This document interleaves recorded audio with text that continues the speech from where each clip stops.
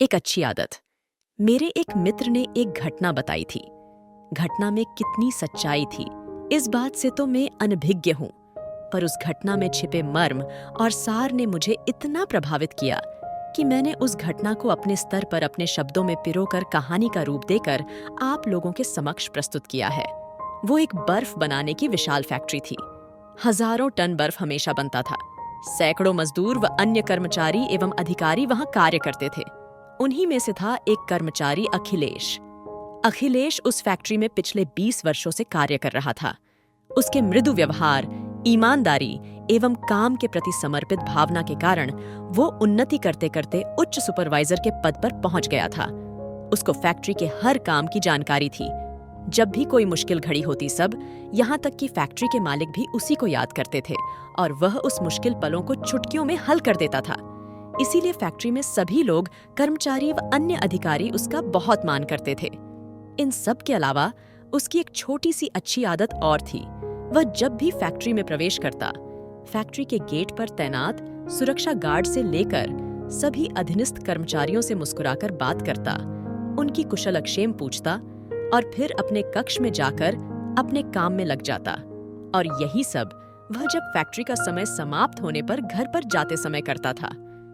एक दिन फैक्ट्री के मालिक ने अखिलेश को बुलाकर कहा, अखिलेश, एक मल्टीनेशनल कंपनी जो कि आइसक्रीम बनती है, उसने हमें एक बहुत बड़ा ऑर्डर दिया है और हमें इस ऑर्डर को हर हाल में नियुक्त तिथि तक पूरा करना है ताकि कंपनी की साख और लाभ दोनों में बढ़ोतरी हो तथा और नई मल्टीनेशनल कंपनियां हमारी कंपनी से जुड़ सके। इस काम को पूरा करने के लिए तुम कुछ भी कर सकते हो, चाहे कर्मचारियों को ओवरटाइम 2 बोनस दो या और नई भर्ती करो, पर ऑर्डर समय पर पूरा कर पार्टी को भिजवाओ।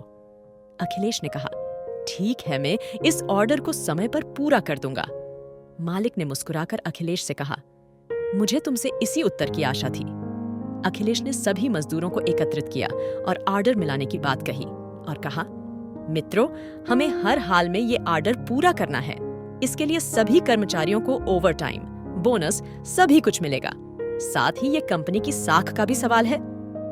एक तो कर्मचारियों का अखिलेश के प्रति सम्मान की भावना तथा दूसरी ओर ओवरटाइम व बोनस मिलाने की खुशी। सभी कर्मचारियों ने हाँ कर दी। फैक्ट्री में दिन रात युद्ध स्तर पर काम चालू हो गया। अखिलेश स्वयं भी सभी कर्मचारियों का हौसला बढ़ाता हुआ उनके कंधे से कंधा मिलाकर काम कर रहा था। उन सभी की मेहनत रंग लाए और समस्त कार्य नियत तिथि से पूर्व ही समाप्त हो गया। सारी की सारी बर्फ कोल्ड स्टोरेज कक्ष, जो एक विशाल अत्याधुनिक तकनीक से बना हुआ तथा कंप्यूटराइज्ड था, में पैक करके जमा कर दी गई। सभी कर्मचारी काम से थक गए थे, इसलिए उस रोज काम बंद कर सभी कर्मचारियों की छुट्टी कर दी गई। सभी कर्मचारी अपने अपने घर की तरफ प्रस्थान करने लगे। अखिलेश ने सभी कार्य की जांच की और वह भी घर जाने की तैयारी करने लगा। जाते जाते उसने सोचा, चलो एक बार कोल्ड स्टोरेज रूम की भी जांच कर ली जाए कि सारी की सारी बर्फ पैक्ड और सही है कि नहीं। यह सोचकर वह शीतलीकरण कक्ष को खोलकर उसमें प्रवेश कर गया। उसने घूम फिरकर सब चेक किया और सभी कुछ सही पाकर वह जाने को वापस मुड़ा।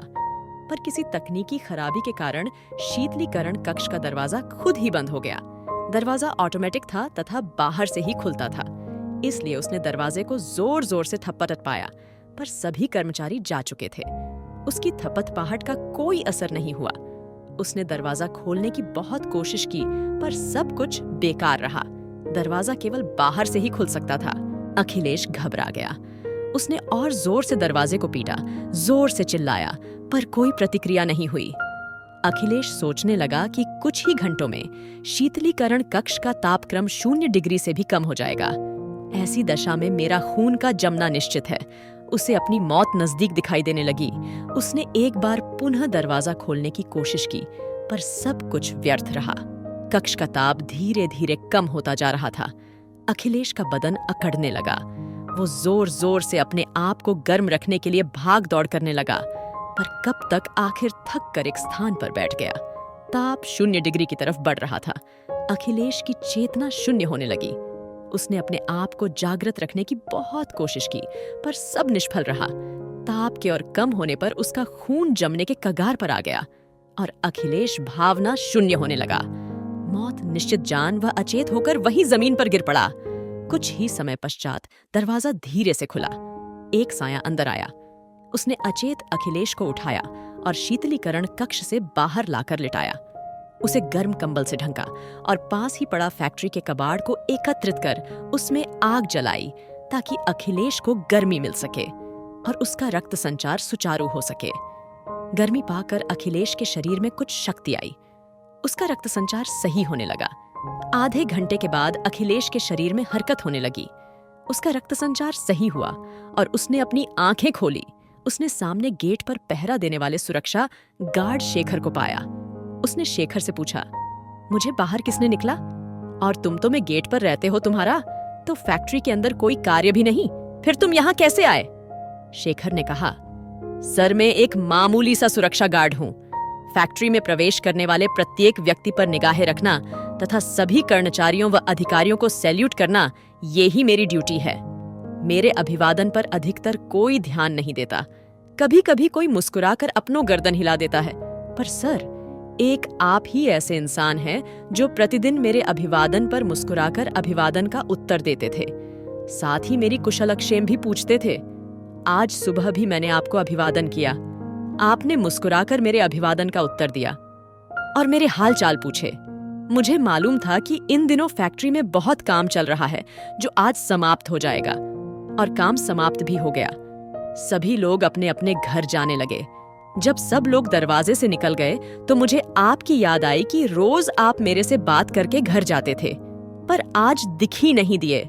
मैंने सोचा शायद अंदर काम में लगे होंगे, पर सबके जाने के बाद भी बहुत देर तक आप बाहर आते दिख ही नहीं दिए तो मेरे दिल में कुछ शंकाएं उत्पन्न होने लगी, क्योंकि फैक्ट्री के जाने आने का यही एकमात्र रास्ता है।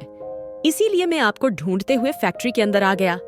मैंने आपका कक्ष देखा, मीटिंग हॉल देखा, बॉस का कक्ष देखा, पर आप कहीं दिखाई नहीं दिए। मेरा मन शंका से भर गया कि आप कहाँ गए। कोई निकलने का दूसरा रास्ता भी नहीं है। मैं वापस जाने लगा तो सोचा चलो शीतलीकरण कक्ष भी देख लूं, पर वो बंद था। मैं वापस जाने को मुड़ा, पर मेरे दिल ने कहा कि एक बार इस शीतलीकरण कक्ष को खोल कर भी देखूं। मैं आपातकालीन चाबियां जो मेरे पास रहती है से कक्ष खोल तो आपको यहाँ बेहोश पाया। अखिलेश एकटक शेखर के चेहरे की ओर देखे जा रहा था। उसने सपने में भी नहीं सोचा था कि उसकी एक छोटी सी अच्छी आदत का प्रतिफल उसे इतना बड़ा मिलेगा। उसकी आंखों में आंसू भर आए। उसने उठकर शेखर को गले लगा लिया।